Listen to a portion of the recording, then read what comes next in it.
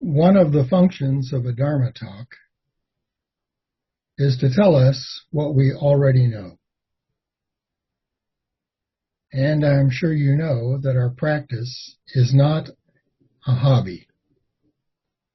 It's a full-time effort.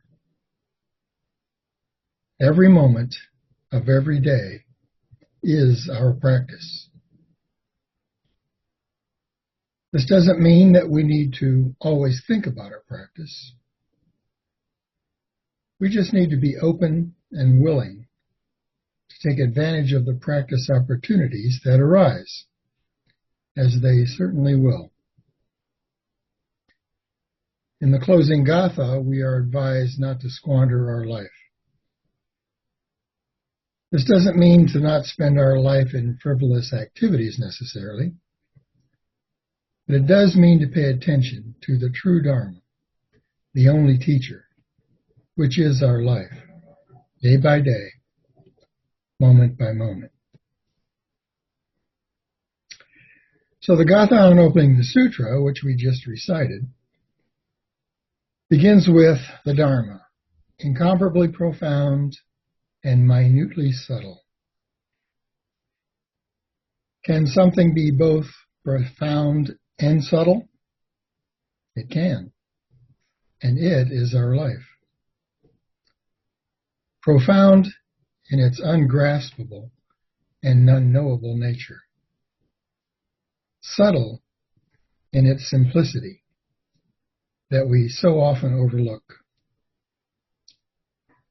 The one true Dharma is our life as it is. In every sutra or any other Buddhist text, ancient and modern, points to this very fact.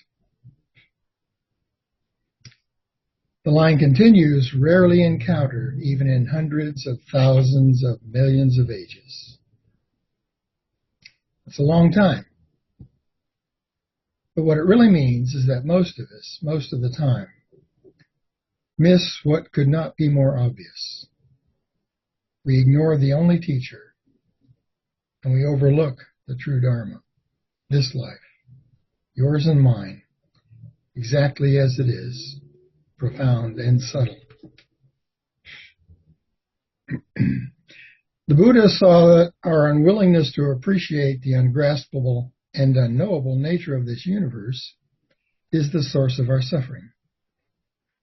The word he used is dukkha, which derives from ancient Aryan and refers to a poorly fitting wheel axle. A wheel out of alignment results in a bumpy ride. We can't always avoid the ruts and potholes of life. We grow old, we get sick, and we pass away. We can't hold on to what we desire and sometimes receive what we don't want. Through our practice effort, we realign the wheel of our perception. And no matter how rough the road gets, our journey on the path of our life can continue unhindered, and we are free to appreciate and enjoy the wondrous scenery. The gatha goes on to say, now we see this, hear this, receive and maintain this. It appears to be talking about a teaching in the form of a text or a talk, but we know that it means something much more fundamental. This is simply this. Our practice effort is to see, to hear, to experience this moment, to receive and appreciate this experience, and to maintain our practice in those moments and experiences we would rather avoid. This moment experiencing might be mundane, or it might be profound, but our resistance to being just this moment can often be quite subtle and seem quite natural. Fortunately, we have this practice, which serves to develop our ability to manifest an open awareness of whatever the universe presents to us moment by moment. We just need to be aware and not squander our life. The fundamental element of our practice is, of course, our zazen, our sitting. Teachers, talks, and texts support our practice, but our sitting is the key.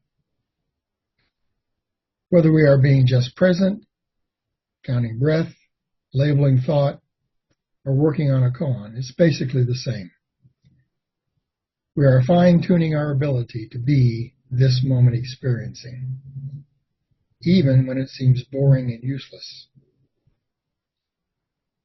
Sitting with others is also important, since there is great support in the shared effort and in knowing that you are not in this alone.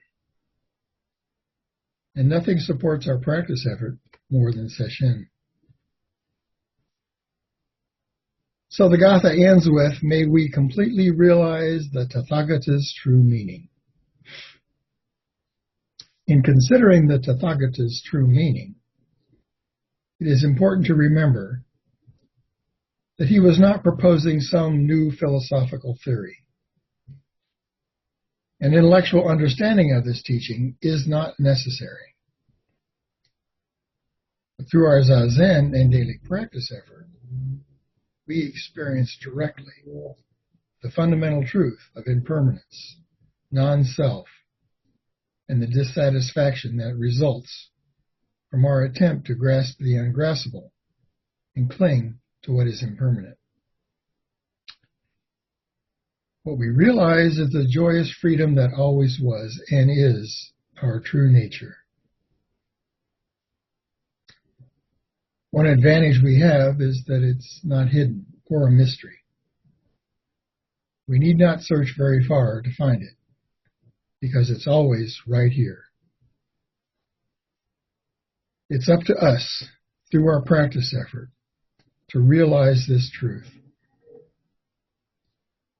What might hinder us in realizing this truth is our insistence that we must grasp and understand the Dharma rather than to experience and manifest it.